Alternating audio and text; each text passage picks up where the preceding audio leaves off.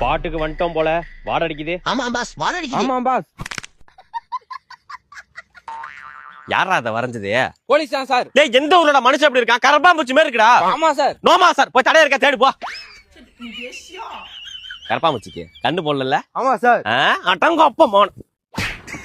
டேய் அந்த ரெக்கையில பர்றா.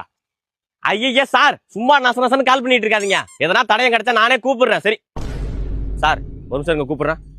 டேய் தாள ஒருத்தன் நிக்கிறான் பாரு. எனக்கு என்னமோ அவன் மேலதான் சந்தேகமா இருக்கு. அவன் மூச்சும் சரியில்லை முடியும் சரியில்லை. வாங்க ஃபாலோ பண்ணுவோம்.